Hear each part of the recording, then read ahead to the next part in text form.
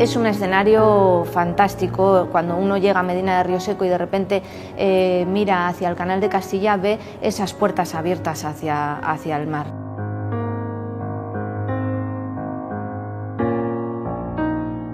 Un día que tuvo que ser espectacular, ¿no? Fue el día en que se rompió el malecón y llegan las aguas a inundar la dársena en Medina de Rioseco. Aquello tuvo que ser un espectáculo impresionante, ¿no? Era ver llegar la vida a través de un canal construido, ver llegar agua potable, ver llegar progreso, ver llegar trabajo.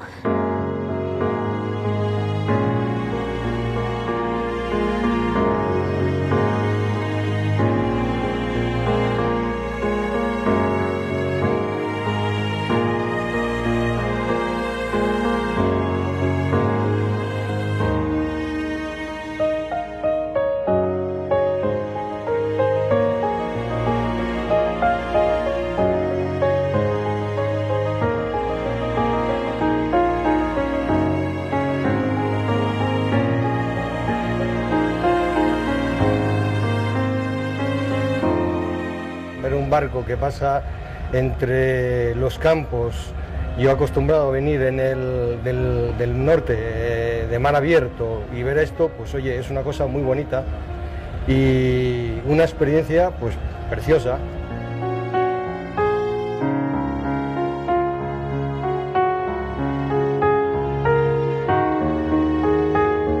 El Canal de Castilla es sobre todo una emoción.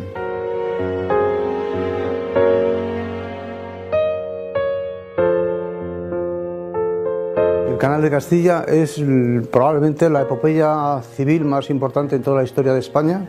Es la obra cumbre de la Ilustración del siglo XVIII, de las luces, puesto que puso en pie toda una región absolutamente decaída como era Castilla, ¿no?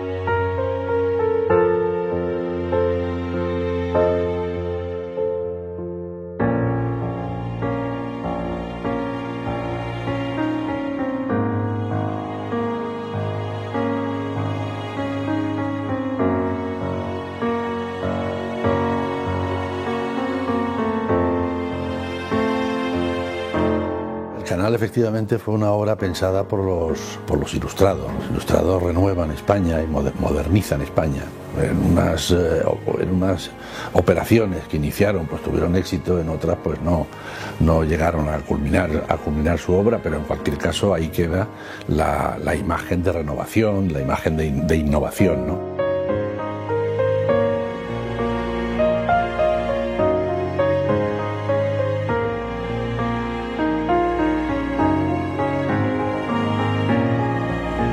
Es la gran obra del siglo XVIII, es algo así como el AVE de nuestros días, ¿no?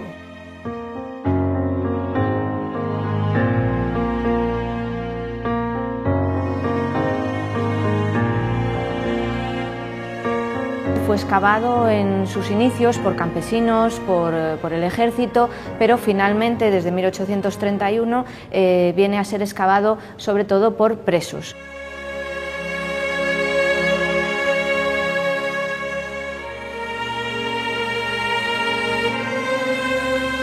El Canal de Castilla fue la gran quimera de la Ilustración española en el siglo XVIII.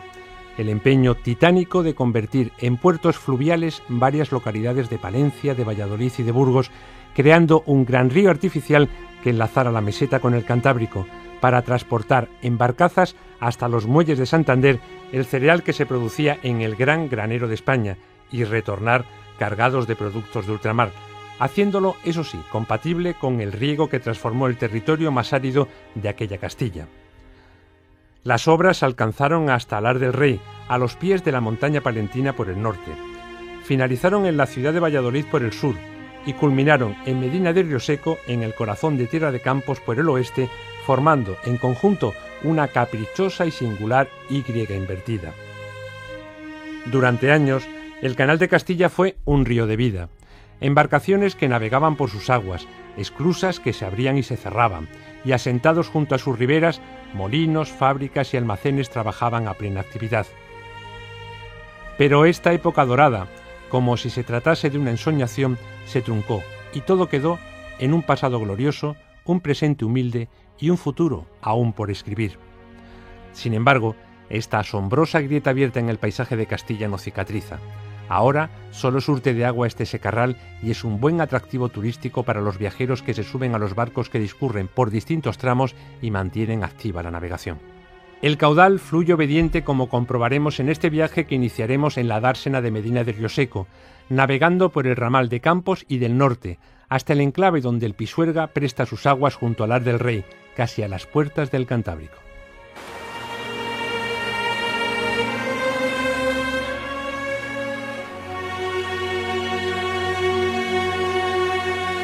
Aquí muy cerquita de la dársena de Medina de Rioseco, a tan solo 7 kilómetros, tenemos el establecimiento industrial de la Séptima Esclusa, que fue fábrica de harinas, posteriormente se reconvirtió para producir energía eléctrica.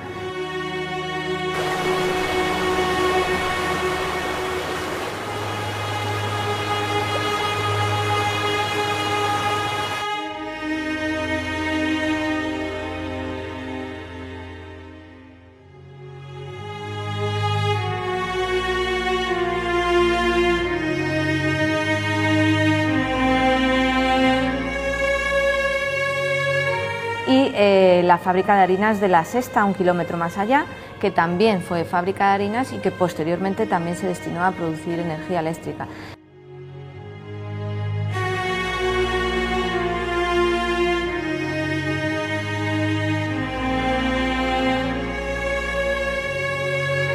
Hay un punto concreto entre la esclusa séptima y sexta, que es el acueducto sobre el río Sequillo, que me parece especialmente interesante y emocionante, porque vemos cómo pasa el canal por encima del río, cómo se consiguió solventar problemas orográficos, como en este caso el hecho de salvar un río.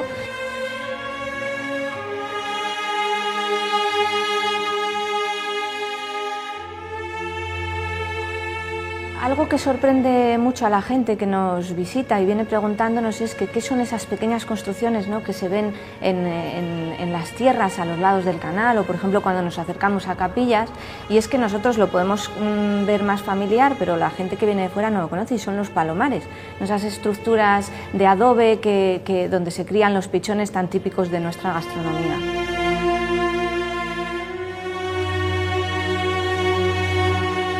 Palomares que suponen lo que era la economía rural, porque en aquella época el ama de casa o el amo de casa se trasladaba al palomar a recoger la comida del día.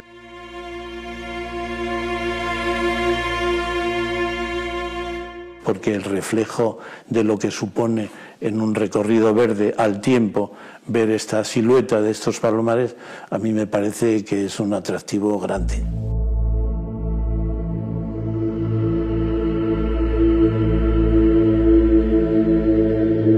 Siempre que estamos hablando de los palomares, naturalmente para mí siempre fue la referencia de la multitud de artículos que hubo, pues la famosa párrafo de Delibes, que decía que el palomar rústico de Castilla, principalmente de tierra de Campos, dice, no solo decora y amuebla el paisaje, sino que le calienta, es una referencia en la inmensidad desolada de nuestros páramos, ¿no?, que aunque tiene esa nota un poco melancólica, sin embargo es para mí un referente que me emociona.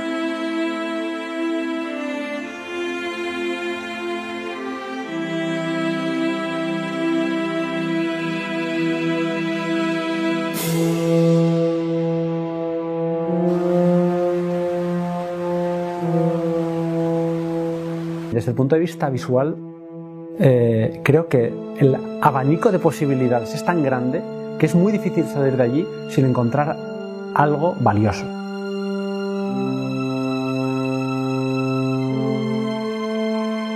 Fábricas abandonadas o con espacios un poco que llaman un poco al desasosiego, y el Canal de Castilla está repleto de esto.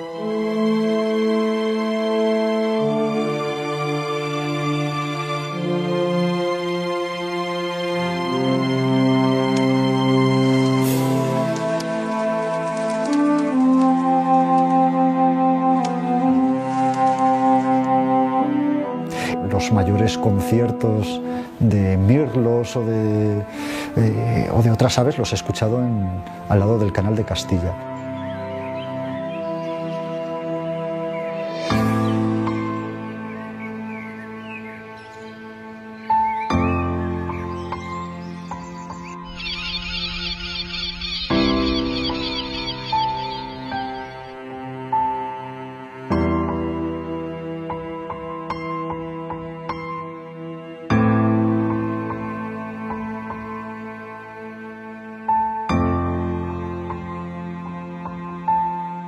Los espacios secretos siempre me han gustado mucho y yo creo que esa semi-clandestinidad le viene bien, le viene bien. Yo no me quejo, no me quejo. Me gusta que sea un lugar tranquilo.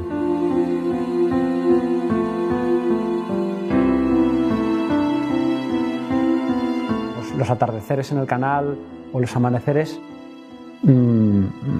con esos cielos de Castilla que son preciosos tienen un impacto épico, ¿no? Entonces en el canal es perfecto porque dicen, estas fotos, ¿esto dónde lo has hecho tan bonito? Pues no, pues lo hice en el canal porque claro, es un lugar que...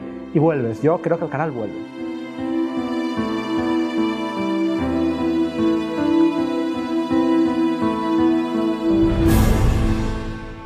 Yo en algún escrito lo he llamado como la pequeña Toscana, porque es un poco así, era un poco así. Es decir, era un curioso, una especie como de río, pero un río recto, diferente a los otros ríos, ¿no?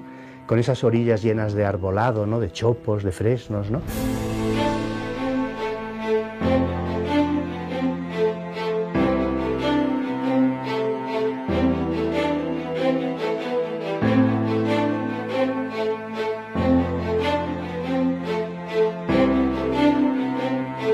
De pronto, en fin, aquello oscurecía, ¿no? Y entonces veías la presencia del agua como un lugar misterioso, como lleno de secretos, ¿no? Se hablaba de cosas que habían encontrado, pistolas de la guerra civil que habían encontrado tiradas en el canal, ¿no?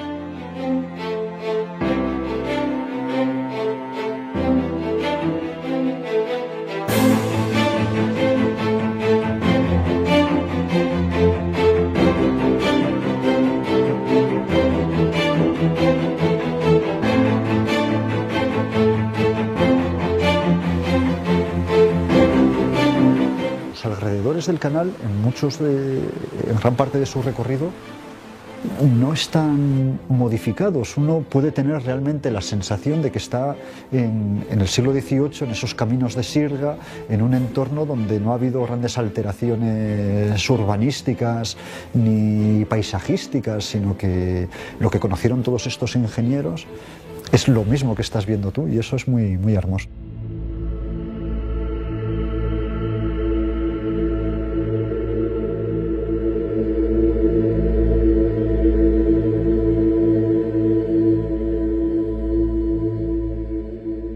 Llegamos a Barca de Campos, en donde junto a la dársena se levanta un imponente molino o fábrica de harinas que a mediados de la década de los 90 del siglo pasado se convirtió en Museo de Arte Contemporáneo.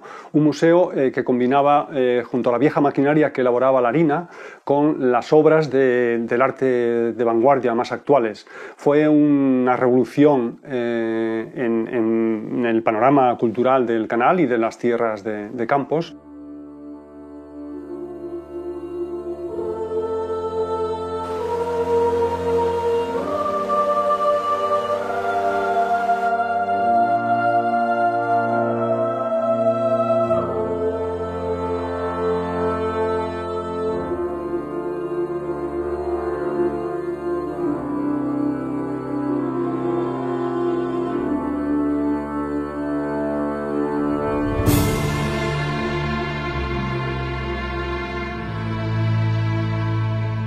Junto a la dársena del canal, a pocos metros, tenemos el pueblo de Abarca de Campos, que destaca por su conjunto arquitectónico todavía basado en el tapial, en el adobe, y que en conjunto fue premiado por la organización Europa Nostra por los trabajos de rehabilitación y de conservación del patrimonio, tanto en su torre mudéjar como en el Palacio de los Osorio, y por lo que hemos dicho antes también del Museo de Arte Contemporáneo, que cuando lo concedieron estaba abierto, ¿no?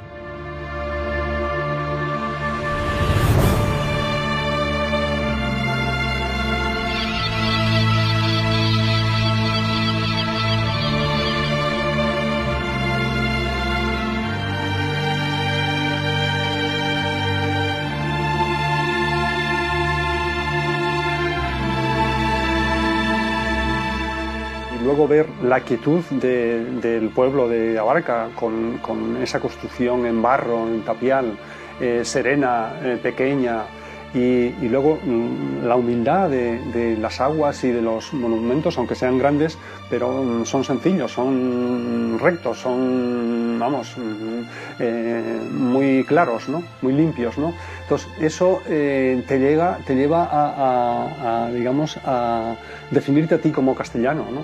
Pero en realidad estamos ante un monumento a la verdad. Y eso nunca se puede evitar por mucho que intentes dar explicaciones.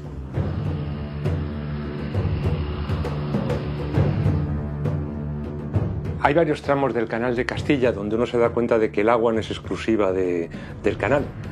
Hay en este secarral, que es la mar de Campos, lagunas, bodones y lavajos, como en la provincia de Palencia, donde nos encontramos con la laguna de la Nava y Boada, muy cerquita del canal. ¿Y cuándo me gusta a mí acercarme a esta zona? Pues en otoño, indudablemente, y en la puesta de sol, porque dicen los habitantes de Tierra de Campos que hay la puesta y la pospuesta. La pospuesta es en ese momento donde el sol ha desaparecido del horizonte y uno puede contemplar, mirando la laguna de la Nava, como miles de ánsares van regresando a dormir a la laguna. Un espectáculo inolvidable.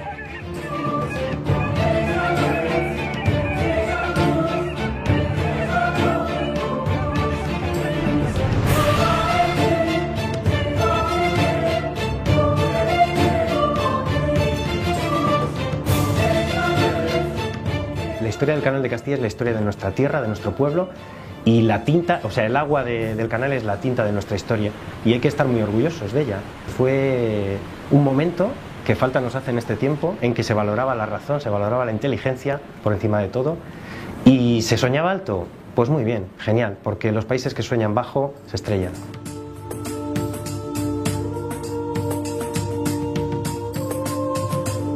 Un lugar especial es Sagún el Real, por ser el lugar final de esa primera etapa que construyen, de 1753 a 1754. La primera dársena construida es la de Sagún el Real, en Paredes de Nava, y fue pues el primer pueblo, digamos, que nace a razón del canal. Y es especial también por su llegada, muy intrincada, da muchas vueltas el canal, se te hace imposible. Y tiene su explicación, porque hubo una discusión entre los ingenieros en aquel momento. Carlos Lemaire era más francés, más con ganas de ayudar a los campesinos, y decidió, en un momento en que Antonio de Ulloa estaba lejos, estaba fuera, decidió darle al canal más curvas para ayudar a los campesinos, para que fuera más de regadío. Y cuando Antonio de Ulloa llegó, lo vio tan torcido que le echó la bronca al francés y le dijo que eso no era la Ilustración, que tenía que ir todo más recto y más navegable, ¿no?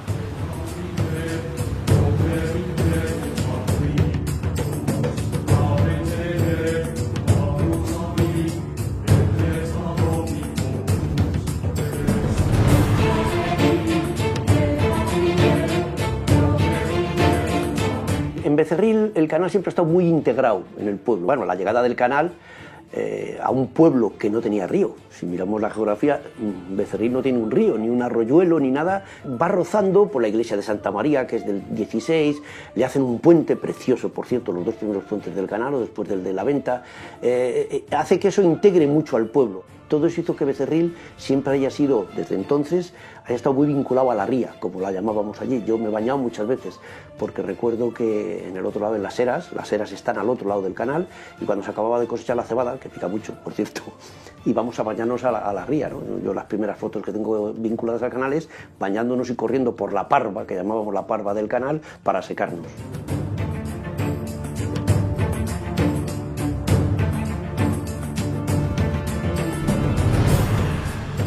Becerril no tenía nada. Entonces fue la oportunidad de empezar a pescar cangrejos, lo que hubiera. Con lo cual, para Becerril el canal siempre ha sido pues, casi, digamos, la fuente de la poca pesca que podían coger. Los lucios se introdujeron mucho más tarde, de todas formas. Es un pez que es bastante agresivo con nosotros y que, bueno, ha causado ciertos problemas, ¿no? Pero cangrejos ha habido siempre. Almejas. Una almeja que del canal, yo las he visto, las he sacado del lodo del fondo, ¿no?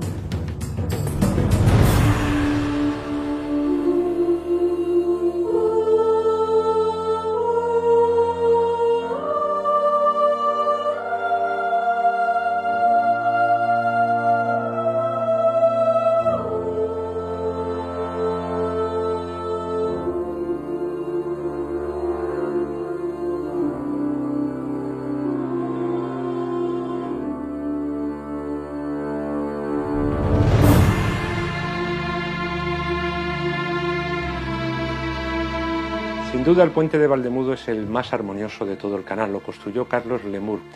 Y voy a leer una cita que he encontrado y que a mí me llama mucho la atención. Ya en España, dice Lemur, conocí una de las mayores paradojas que la historia puede encerrar. Un imperio hecho por un país sin hacer.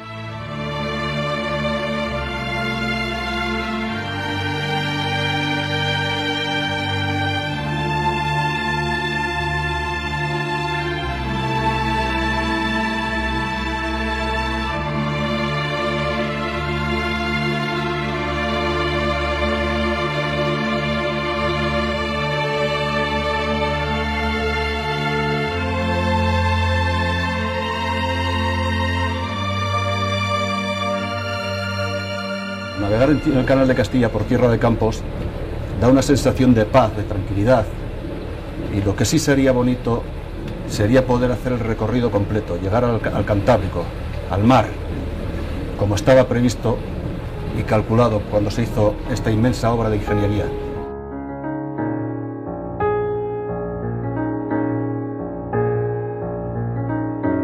Villaumbrales fue un sitio clave en la historia del Canal de Castilla.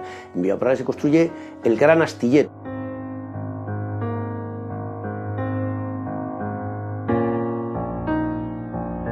Un astillero de dimensiones importantes, cubierto, estaba cubierto todo él, hay fotos antiguas en las que se le ve perfectamente, y en el que se fabricaban las barcazas en seco, con un dique como en el puerto. De hecho, trajeron a carpinteros de ribera de Santander y de los puertos del norte, ¿no?, para enseñar a los lugareños a trabajar la madera en los barcos.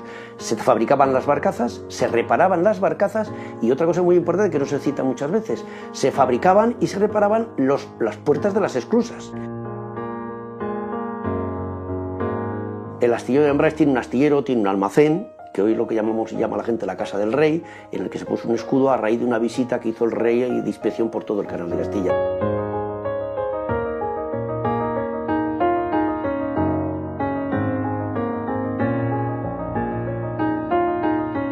La iniciativa de montar este barco, que hace el recorrido entre Villaumbrales y Becerril, en verano, yo diría más que en invierno que en verano, tiene una belleza espectacular por esas curvas que hace entre Becerril y Villaumbrales, ¿no? Un poco recuerda lo que tuvo que ser en aquel momento.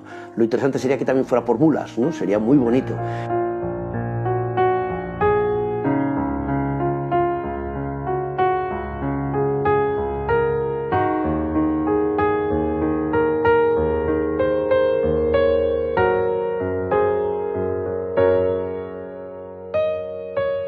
Cuando más bonito es navegar por el Canal de Castilla, para mí personalmente, yo recomiendo, es en el invierno.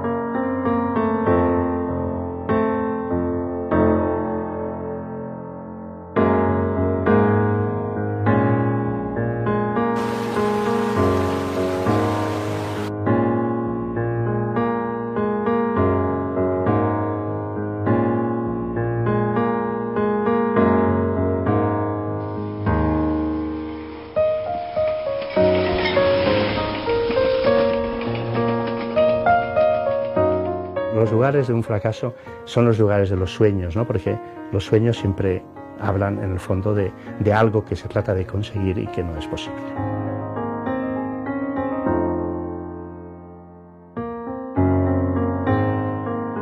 Los campos eran casi blancos y la niebla difuminaba los troncos y las ramas de los árboles, dándoles una apariencia irreal. Junto al agua, las líneas de la orilla se veían más puras y limpias, y el canal parecía una construcción mental hecha de la misma sustancia que los pensamientos.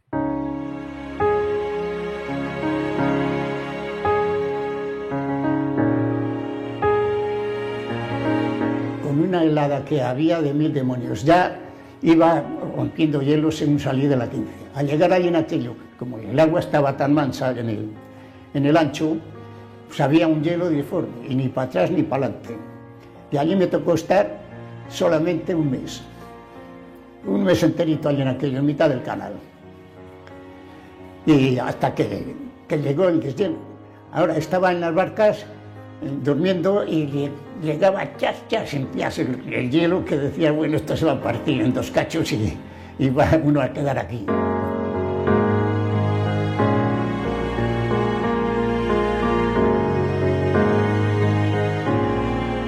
La vida del barquero pues también era una vida complicada, en la que todo el día dentro de la barca, subido a la barca, tenía que guiarla, aunque la podía dejar fija, y la barca pues iba fija por el centro del canal, pero era una vida en la que también vivían allí dentro de la barca, había que cocinar dentro de la barca. Cuando se casaban, hasta que encontraban una casa, pues vivía la mujer con el barquero dentro de la barca. Incluso tenían hijos de camino de una esclusa a otra.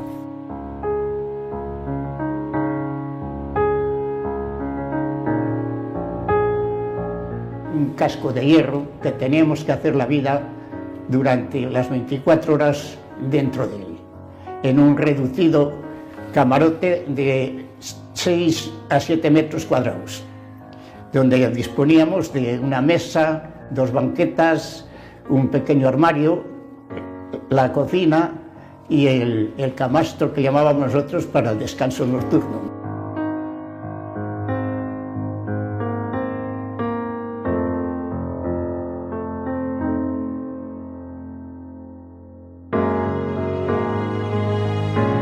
Y esa es la vida que llevábamos en las barcas, que era una vida dura, ¿eh?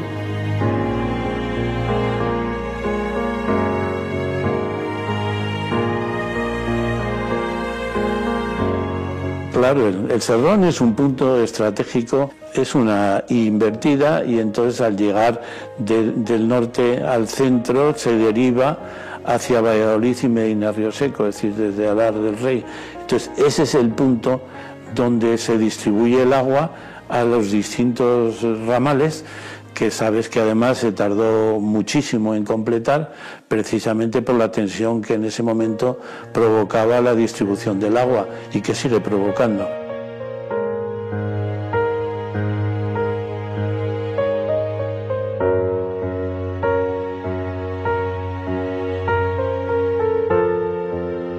Es donde se ven los 3 ramales de manera limpia, de manera pues muy relajante además, ¿no?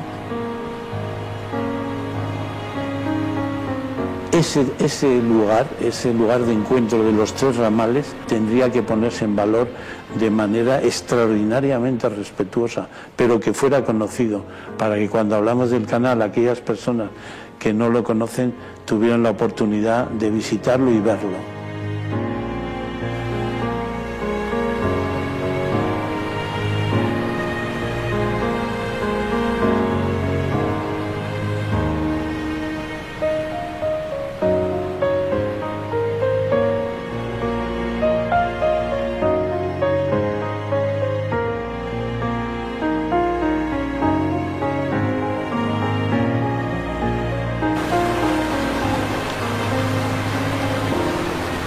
Normalmente se empezaba de mulero, muy chico, con 14-15 años, en ocasiones ya se estaba pateando uno todo el camino de Sirga de Alara hasta Medina de Rioseco, hasta Valladolid.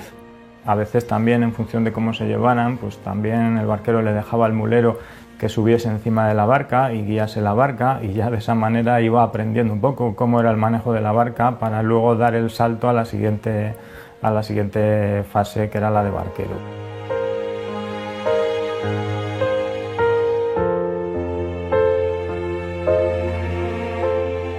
Y entré a trabajar con el barco A2 de materiales. Me destinan con una barca francesa ya, y con 3 mulas en vez de 2, con 3 mulas, porque era la barca grande ya. Y yo cumpliendo 16 años que no les tenía todavía cumplidos, ya me dan el cargo de la barca, de patrón de la barca. Nos dedicábamos, como se sabe, al transporte de todo, que no había excepciones de ningún género en las mercancías.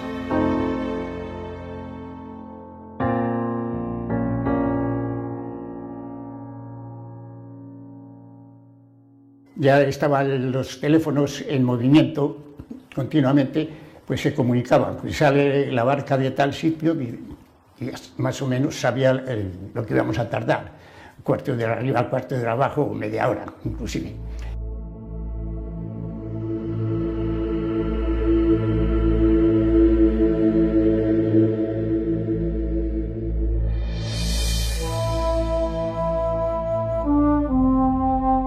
La gente del canal funcionaba un poco como una familia, o sea, se conocían todos. El de la barca, este que es de no sé dónde, este o sea, se conocían todos, eran familias.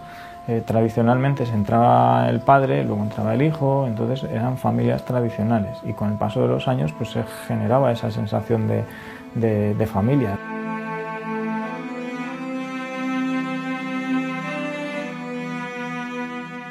El canal trajo progreso no solo porque suponía a todos aquellos que vivían de esos cereales, a las fábricas de harina, etcétera, el hecho de poder dar salida comercial a los productos que traficaban, sino que también creó una serie de puestos de trabajo como fueron los barqueros, los escluseros, los muleros que iban arreando a las mulas desde los caminos de sirga, el fiel del canal, el guardamuelles, incluso luego ya pues los puestos que estaban dentro de lo que era la compañía del canal ya en la capital.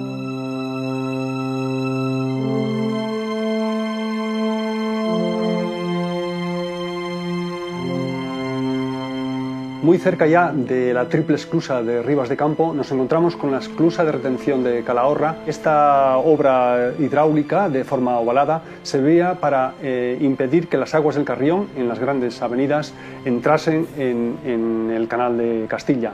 Todavía tenemos las arquetas que están construidas en piedra y ya desgraciadamente no contamos con el puente, aunque sí todavía podemos ver las puertas de esta esclusa de retención.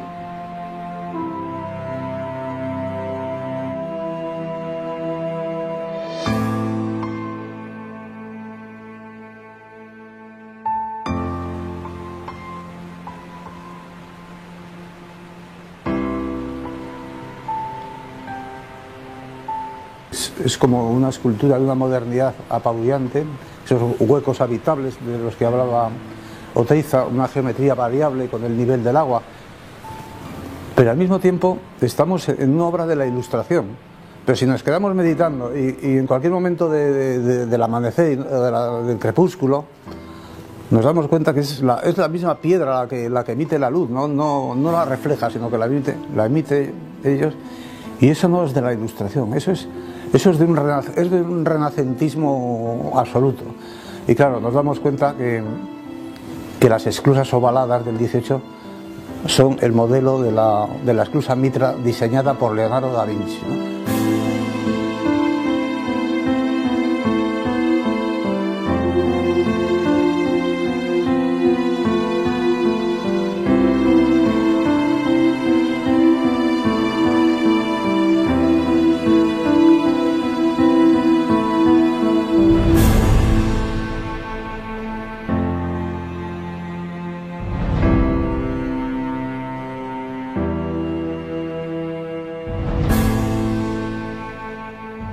Aquí, en este paraje de Calahorra de Ribas, se produjeron los primeros movimientos de tierras del Canal de Castilla.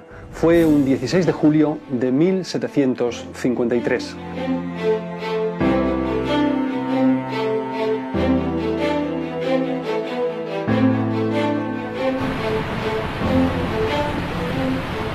El estruendo ensordecedor de las aguas, del agua del Canal de Castilla, al caer por las tres esclusas, te hace cerrar los ojos y pensar en el gran sueño de la Ilustración. Ese gran sueño que hizo que en este lugar se hiciese una central eléctrica, se construyese un molino, se levantasen casas para escluseros y que cerca tienes también como influencia positiva todavía una espadaña de un viejo convento.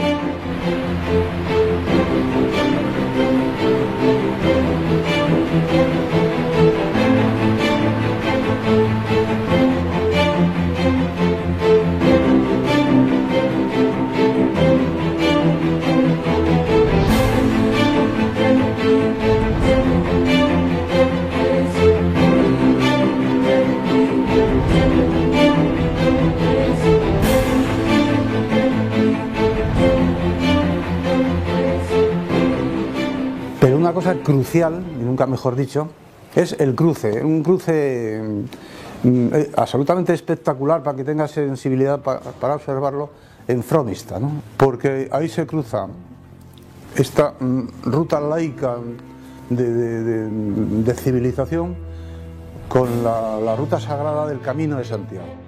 Que nos encontramos con una obra como son las 4 esclusas consecutivas de Fromista, que es una obra, no diría yo de ingeniería, es de escultura absolutamente maravillosa, que se puede enfrentar con la otra obra escultórica maravillosa, con ese orden sagrado, mágico, del románico en la iglesia de San Martín de Fromista, y esos canecillos absolutamente llenos de significados. En ese momento que si sabes captarlo tiene algo de magia, te das cuenta que estás cruzando un punto donde, nunca mejor dicho, se cruza el camino de la fe, el camino sagrado de Santiago, con el camino de peregrinaje laico de la razón, la fe y la razón. Ahí estás pisando ese umbral. Y es un cruce que pocas veces en la historia de España se ha producido sin violencia, ¿no? Lo mismo que todos los árabes deben hacer un peregrinaje a la Meca en su vida, probablemente todos los españoles, y sobre todo si se dedican a la política, deberían ir un día a reflexionar en Fromista sobre esta cuestión.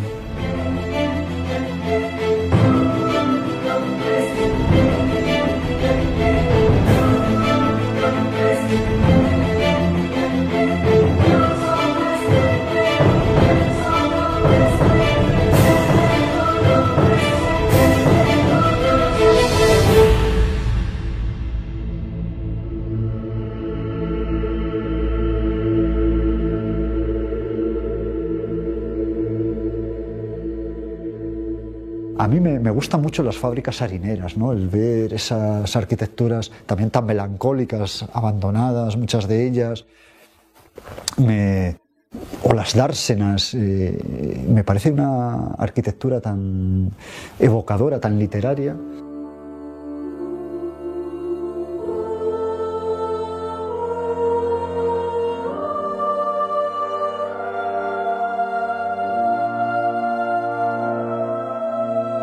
Las fábricas de harina tienen el encanto de toda esa arqueología industrial que se ha conservado, donde verdaderamente los materiales eran muy puros, eran materiales de la naturaleza.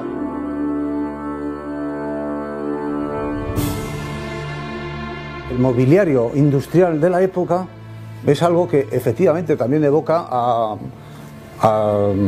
esculturas y a formas plásticas de una modernidad tremenda, ¿no?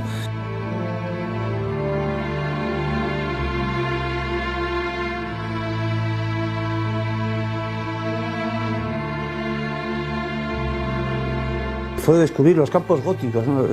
esos cielos, y yo creo que desde ninguna parte del mundo, o quizá, bueno, desde todas las partes que sean tan planas como la tierra de Campos, que me encanta utilizar el término de campos góticos, se ven esos cielos absolutamente esplendorosos.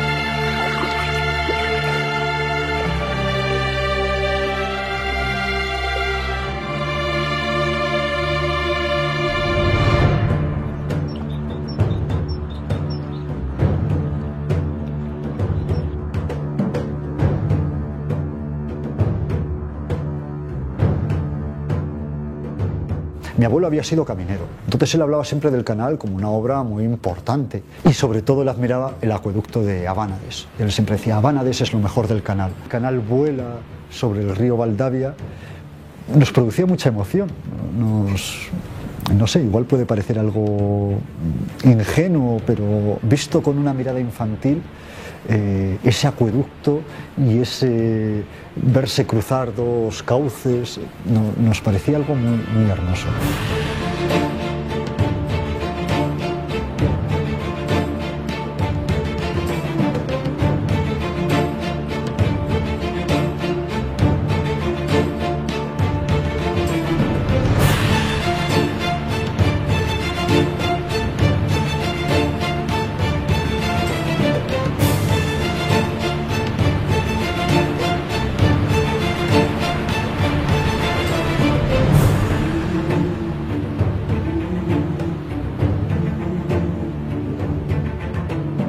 El acueducto de Abánades me parece pues una obra impresionante.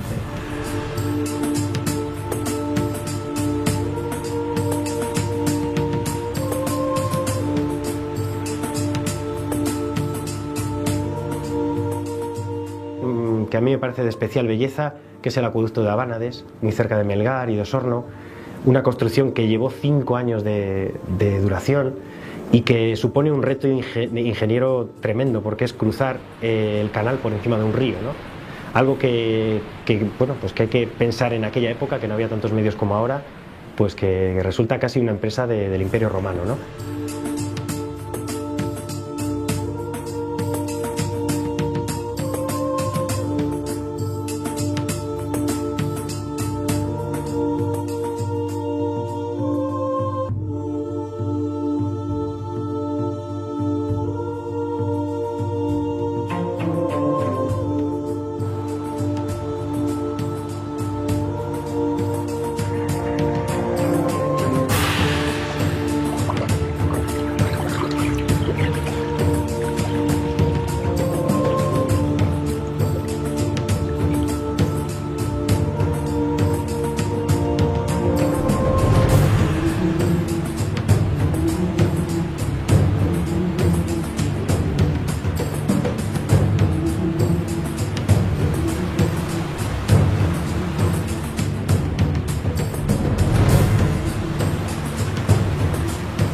Las esclusas de Olmos de Pisuerga impresionan por continente y por contenido, porque es que nada más llegar uno mira al norte y se va a encontrar con el perfil de una montaña palentina, donde sobresalen cimas de más de 2000 metros, como el Curavacas y Mespigüete. Pero es que además constantemente va a estar escuchando el sonido armónico del agua que va cayendo.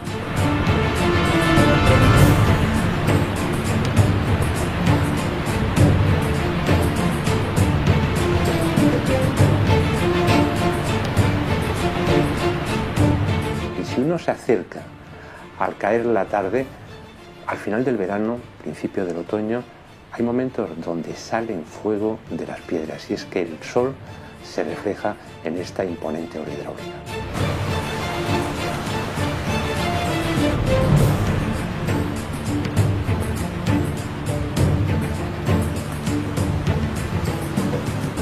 Se encontraron con el gran problema de cruzar el río Pisuerga de nuevo. Había que conseguir que el nivel del río Pisuerga estuviera a la misma altura que el canal. Solución, construir una gran presa.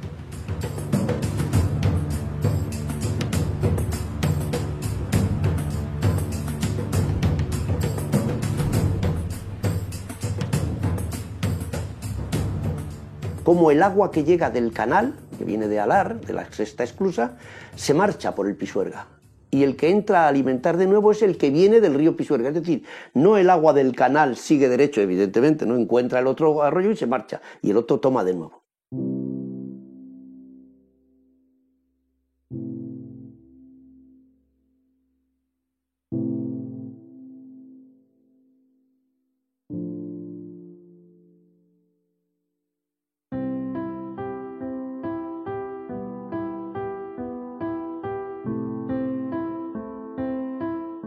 pero las barcas eran tiradas por mulas. ¿Qué hago con las mulas? Para cruzar las mulas hay que discurrir, y se discurre otro sistema que se llama la maroma.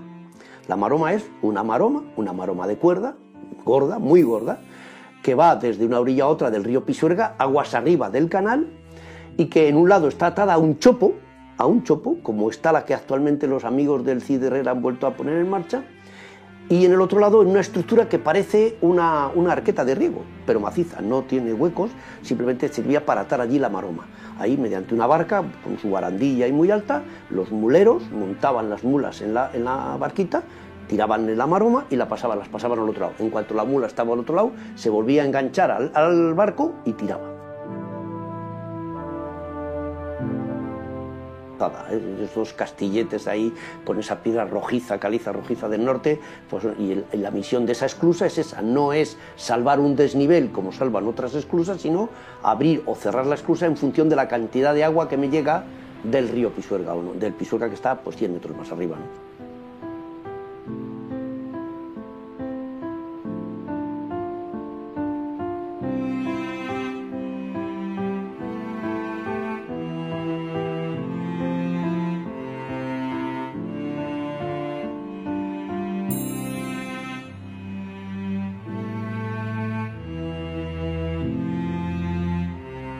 El barco hace un recorrido precioso, esto sí que es una maravilla, sale de la presa de San Andrés y llega hasta la sexta esclusa y la sube, y llega hasta la quinta, hace la maniobra, y ahí es como de verdad se ve cómo era la vida de los escluseros, cómo era la vida de los barqueros en el canal.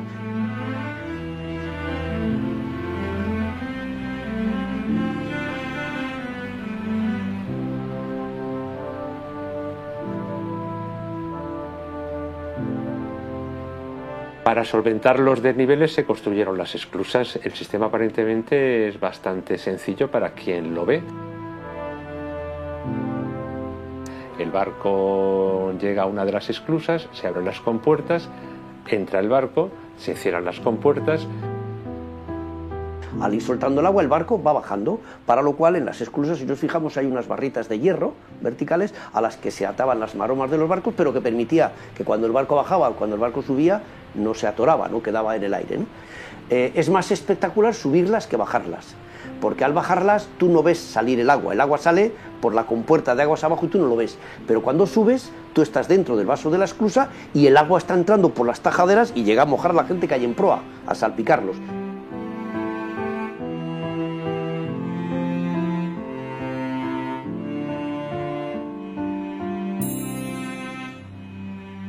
En ese momento se abre la portezuela y el barco, al mismo nivel, ya puede seguir su recorrido.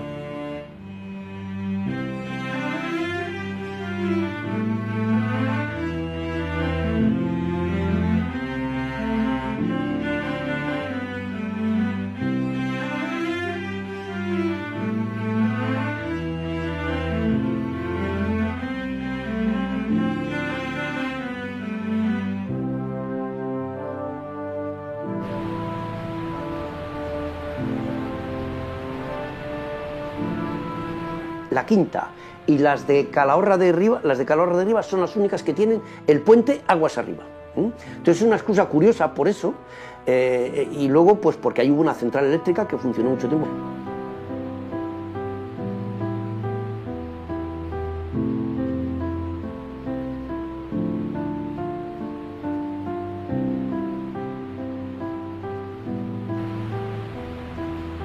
En esta primera esclusa el agua todavía huele al Pisuerga, que acaba de tributar parte de su torrente al canal de Castilla, y es la imagen de lo que pudo ser y no es el canal de Castilla: una central eléctrica abandonada, un molino que no funciona, un pueblo pequeñito que no ha crecido, y además surgen las preguntas: ¿y de aquí qué hubieran hecho?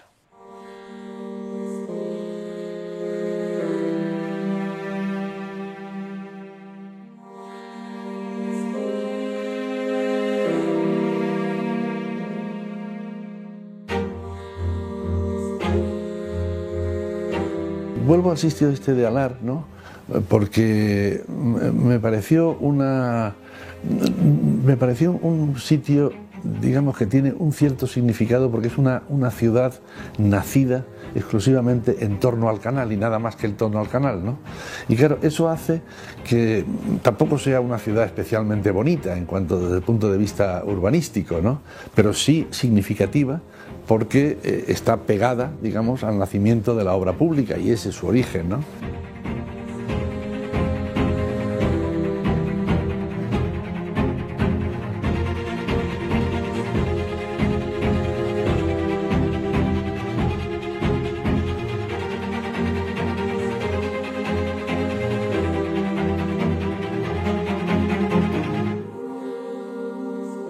Pues resulta que paralelamente hay alguien que está inventando también otras nuevas cosas, como se habían inventado lo del canal, que era el ferrocarril, ¿no?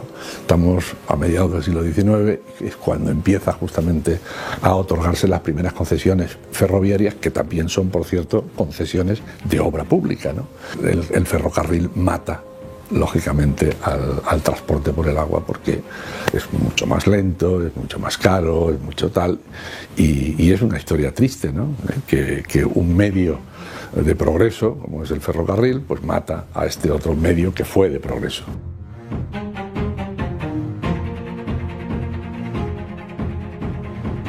El agua es más literaria, es para enamorados, para mirarse en el espejo, mientras que el hierro pues es duro, agreste y bueno, gárrulo, ¿no?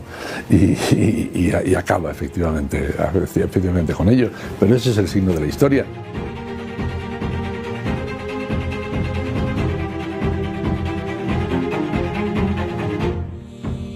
El canal yo creo que tiene mucho del espíritu castellano, ¿no? Porque va discreto por la meseta, hace una gran labor, pero no hace ruido. Va discreto por la meseta, lo cruza, yo creo que ese es nuestro carácter, ¿no?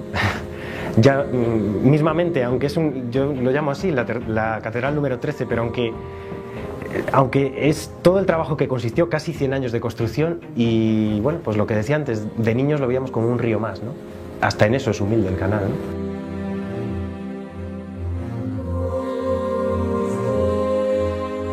El sueño del canal es un sueño que llega, digamos, a toda una comunidad, a toda una zona y les hace pensar que el mundo no es solamente lo que tienen a su alrededor, que el mundo no termina ahí, y sino que todo lo contrario, que hay un mundo que les está esperando mucho más allá, ¿no?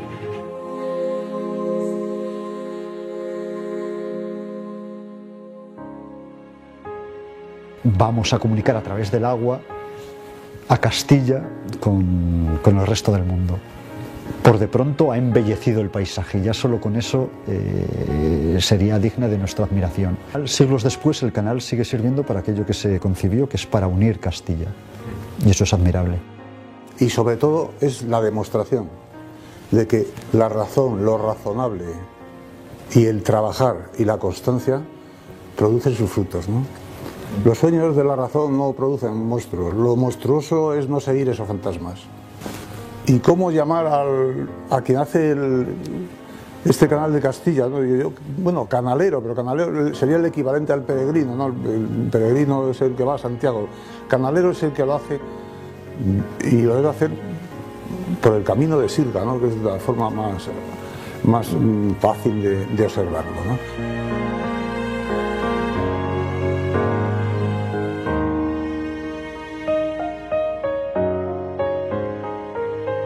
Con esa idea itinerante tan bonita de lo que es el canalero, y tanto de Cantabria para Castilla y León o para las provincias de Palencia, de Valladolid y Burgos, como desde aquí abajo hacia arriba, la imaginación tiene que encontrar la conexión real, que en este momento es relativamente fácil, de este territorio con lo que era el proyecto completo de esta salida al mar que supuso el canal de Castilla en aquella época.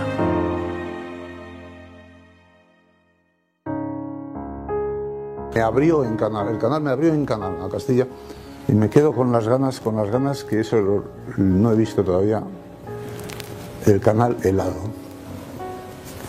Y además me gustaría atreverme a cruzarlo sobre el hielo, cosa que creo que no va a pasar.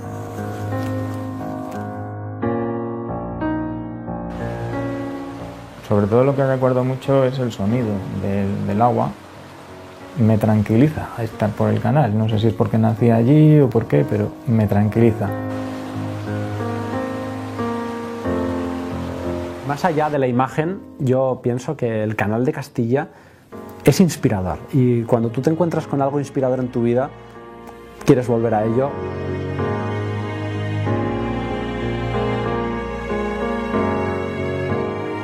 Si me darían a elegir entre un palacio y una barca, optaría por la barca. No quiero que hagan demasiadas cosas por no va a ser que les estropeemos, pero un plan racional, un plan que permita que desde un punto de partida algún día el canal entero pueda estar funcionando con sus esclusas, como era entonces, sin pretender desde luego que sirva para el transporte, porque otros le han ganado la partida, ¿no?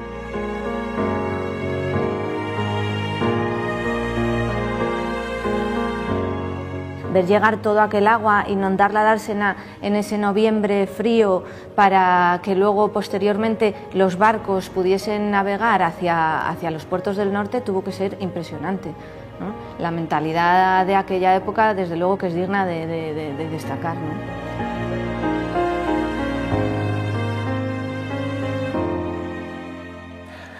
A mí el Canal de Castilla muchas veces me parece la metáfora de lo que han ocurrido con grandes obras, con grandes construcciones que se han llevado a cabo en esta tierra. Se levantaron grandes monumentos que luego no supimos qué hacer con ellos.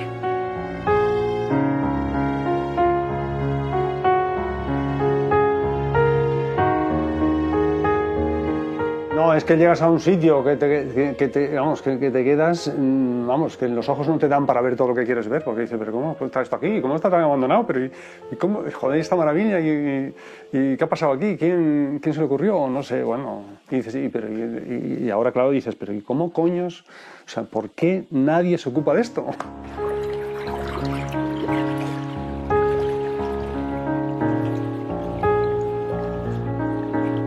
El trabajo de estos visionarios encalló aquí, en Alar del Rey. Las obras nunca llegaron a remontar la montaña palentina. Sus desvelos en cruzar la cornisa cantábrica y unir la meseta con las playas de Santander quedó en una ilusión. Puestos a imaginar, puede que la intuición de estos ingenieros ilustrados les llevase a trazar, aunque solo fuera sobre un mapa, una línea recta y culminar tan faraónico proyecto en la playa de los Locos, en Suances, tal y como hemos hecho nosotros. Seguramente a la orilla del Cantábrico vislumbraron la llegada de las barcazas cargadas con el cereal castellano, dispuestas a embarcar en grandes mercantes que cruzarían el océano rumbo a las Américas. Ahora, la luz del faro nos despierta mientras las olas borran el emblema del Canal de Castilla marcado en la arena. Hemos arribado en el último puerto. Las olas se llevan mar adentro el gran sueño de la Ilustración española.